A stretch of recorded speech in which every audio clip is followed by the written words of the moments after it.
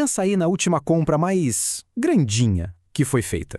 O motivo por trás dessa escolha, será que está mesmo tão claro assim? A gente vai mergulhar fundo no que acontece no nosso cérebro quando decidimos comprar alguma coisa. Porque, olha, muitas vezes os motivos de verdade são bem diferentes daqueles que a gente conta até para nós mesmos. Pois é, essa é a pergunta de US$ 1 milhão, né? E a resposta que a neurociência está trazendo para a gente, ela pode, assim, desmontar tudo o que se achava que sabia sobre como a gente decide as coisas. A grande maioria das empresas ainda está naquela de é só perguntar para o cliente o que ele quer. Só que o problema é que a decisão, ela não nasce na fala, sabe? Não está nas palavras. Olha, esse aqui é um exemplo clássico. Chega para alguém que comprou um carrão de luxo e pergunta o porquê. A resposta vai ser, o motor, a segurança, o valor de revenda, só coisa lógica, né? Mas a verdade é que a decisão de verdade foi tomada milissegundos antes, numa parte do cérebro que, olha, não fala. Ela é movida puramente pela emoção. E é com isso que a gente entra de cabeça no nosso primeiro grande ponto. A gente vai desmontar o mito daquele consumidor super racional. Sabe? O tal do Homo econômicos, que na teoria pesa todos os prós e contras, faz planilha, antes de gastar um centavo. Bom, na realidade é bem diferente. E agora, se prepara, porque esse número aqui muda o jogo. A ciência comportamental mostra que algo entre 85% e 95% das nossas decisões de compra acontecem no subconsciente. É um número absurdo. Isso prova que na maior parte do tempo a gente está funcionando no piloto automático. Então, o ponto central é esse aqui. A ordem dos fatores importa e como importa. A emoção vem primeiro, o impulso acontece e só depois é que o nosso lado racional entra em campo. Sabe para quê? Para criar uma historinha bem lógica que justifique aquilo que a gente, na verdade, já decidiu fazer. E a razão para isso acontecer está na nossa biologia. Pensando de um jeito bem simples, é como se a gente tivesse dois cérebros. Tem o neocórtex, que é a parte mais nova, mais evoluída. Ele é lógico, analítico e, o mais importante, ele fala. Mas a decisão de verdade, essa vem lá das partes mais antigas, mais primitivas, como o sistema límbico. E esse cara é pura emoção e não tem palavras. É por isso que, quando pedem pra gente explicar uma compra, o nosso cérebro que fala basicamente inventa uma razão super lógica para um impulso que ele nem controlou. Bom, vamos em frente para ver como isso tudo funciona na prática. Agora que ficou claro que a decisão é emocional, vamos investigar os mecanismos por trás disso. Os verdadeiros motores que fazem a gente ir lá e comprar. O primeiro desses motores é o que a gente chama de circuito de recompensa. Lá no fundo do cérebro tem uma área chamada núcleo accumbens. Pensa nela como um radar, que fica o tempo todo tentando prever o prazer e o valor que um produto pode trazer. E quando esse radar apita, nosso cérebro é inundado por uma substância química superpoderosa. E essa substância é a dopamina. Mas olha só o pulo do gato. A dopamina não é tanto sobre o prazer de ter a coisa. É sobre a emoção da busca, da caça. É a antecipação, é a motivação para ir atrás da recompensa que realmente bota a gente em movimento.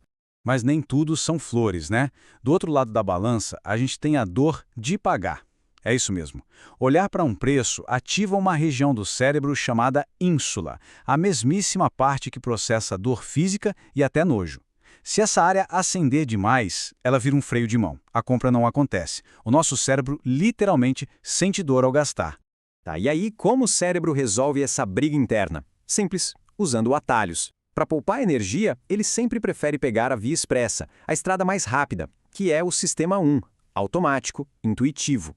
Aquela estradinha de serra cheia de curvas, que é o sistema 2, o analítico, essa ele só pega em último caso, porque dá um trabalhão danado. Certo. Até aqui foi a teoria. Mas e na vida real? Como isso funciona? Vamos dar uma olhada em como esses mecanismos todos aparecem lá, no supermercado, no shopping, na nossa frente. E para começar, não existe exemplo mais perfeito do que o famoso desafio Pepsi versus Coca-Cola. Foi um estudo que mostrou, de uma vez por todas, como a força de uma marca e da nossa memória pode simplesmente passar por cima do gosto que a gente sente na boca.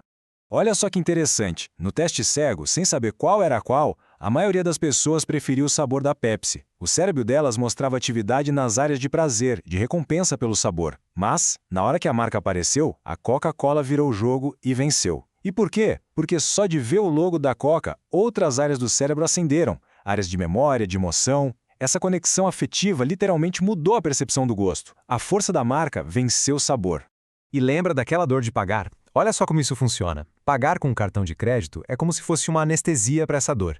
É mais abstrato, a gente não vê o dinheiro indo embora. E o resultado está aí.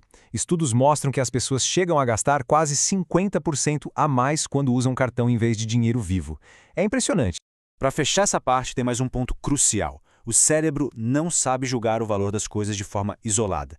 Ele sempre compara. O valor é relativo, depende do contexto. E é por isso que um atalho mental conhecido como efeito de ancoragem é tão, mas tão poderoso.